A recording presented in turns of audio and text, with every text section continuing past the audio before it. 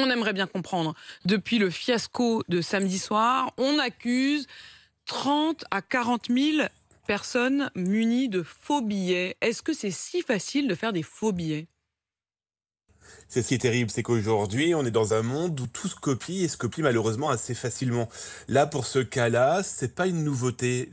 Chaque rendez-vous sportif, chaque gros concert a derrière lui une population de malveillants qui se disent il y a de l'argent à se faire, on va fabriquer des billets. Et l'idée, c'est que une fois qu'ils ont trouvé leur acheteur potentiel, et ça avec les réseaux sociaux c'est assez simple aujourd'hui, il n'y a plus qu'à vendre ces espèces de bouts de papier qui font rêver certains et surtout d'autres gagnent beaucoup d'argent sur le dos des organisateurs par exemple. Alors, au-delà de la question de la faisabilité, quand même, le chiffre qui est avancé, 30 000 à 40 000 faux billets, ça vous paraît crédible?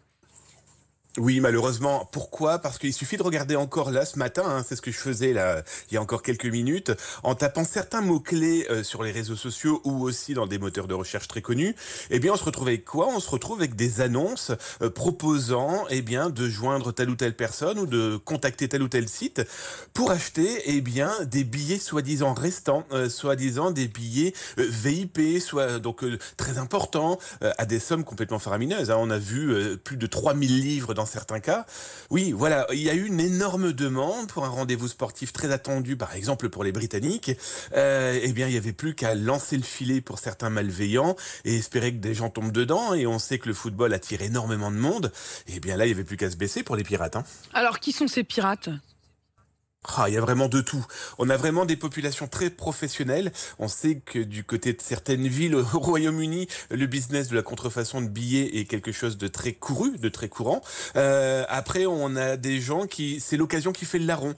Voilà, il y a une grosse manifestation. On va soit fabriquer un vrai faux billet, j'entends par là, ils prennent une image par-ci, ils prennent 2, 3 informations par-là, et puis ils proposent à des gens sur des sites de vente aux enchères ou clairement à partir de WhatsApp ou autre. Et après, on a des gens qui font des simples photocopies et qui, dans la rue, disent « j'ai des billets qui en souhaitent, ce sont les derniers que j'ai en main et il n'y a plus qu'à acheter ».